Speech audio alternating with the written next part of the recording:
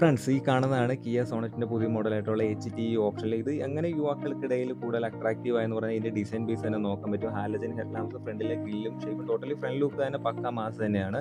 ഇതിന്റെ എഞ്ചിനെ കുറിച്ച് പറയുവാണെങ്കിൽ 1.2 ലിറ്ററിന്റെ എഞ്ചിനാണ് വരുന്നത്. അതിൽ 6000 RPMൽ 81.8 BHP പവറും 4200 RPMൽ 115 Nm ടോർക്കുമാണ് പ്രൊഡ്യൂസ് ചെയ്യുന്നത്.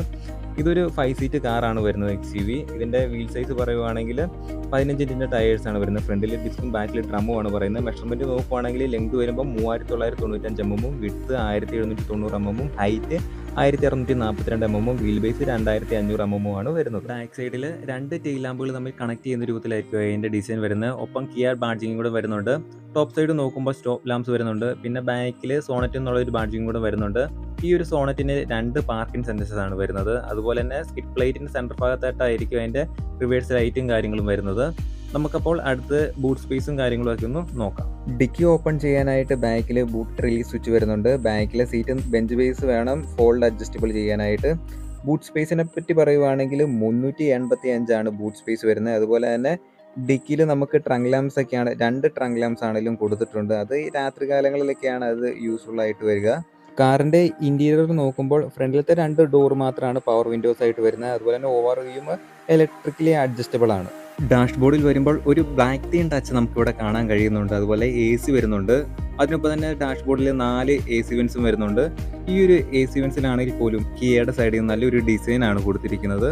ഡിസൈൻ്റെ കാര്യത്തിൽ യാതൊരു വിട്ടുവീഴ്ചയും കിയ കൊടുക്കാറില്ല. അതുകൊണ്ട് തന്നെയാണ് കിയ യുവാക്കളുടെ കയ്യിൽ കൂടുതൽ ആകർഷകമാകുന്നത്. അതുപോലെ ഡാഷ്ബോർഡിന്റെ കോർണർ സൈഡിൽ താഴെയായിട്ട് നമുക്ക് ട്രാക്ഷൻ കൺട്രോളിന്റെ സ്വിച്ച് ആണെങ്കിലും കൊടുത്തിട്ടുണ്ട്. ഈ ഒരു വേരിയന്റിലും ടിൽറ്റബിൾ പവർ സ്റ്റിയറിംഗ് ആണ് വരുന്നത്. അതിന് പുറമെ 6 എയർ ബാഗുകൾ ഈ ഒരു സോണിൽ വരുന്നുണ്ട്. മറ്റൊരു പ്രത്യേകതയാണ് അത്. ഡ്രൈവർ സൈഡിലും പാസഞ്ചർ സൈഡിലും പിന്നെ കർട്ടൻ എയർ ബാഗ്സ് ആയിട്ടാണ് വരുന്നത്. അതുപോലെ തന്നെ ചാർജിങ് പോർട്ട് വരുന്നുണ്ട്.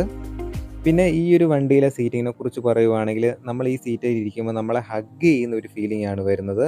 അതുപോലെയാണ് ഇതിൻ്റെ സീറ്റ് ഡിസൈനും കാര്യങ്ങളും വരുന്നത്. അതുപോലെ ഫ്രണ്ടിൽ നമുക്ക് ആംറെസ്റ്റും കിട്ടുന്നുണ്ടായിരുന്നു.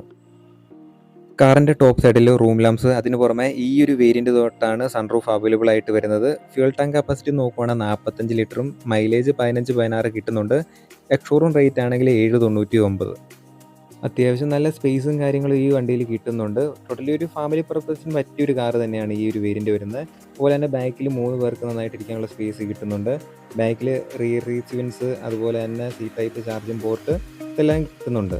പിന്നെ വീഡിയോ ഇഷ്ടപ്പെടുവാണെങ്കിൽ ലൈക്ക് ചെയ്യുക, ഷെയർ ചെയ്യുക, സബ്സ്ക്രൈബ് ചെയ്യുക. അടുത്ത വീഡിയോയിൽ വീണ്ടും കാണാം.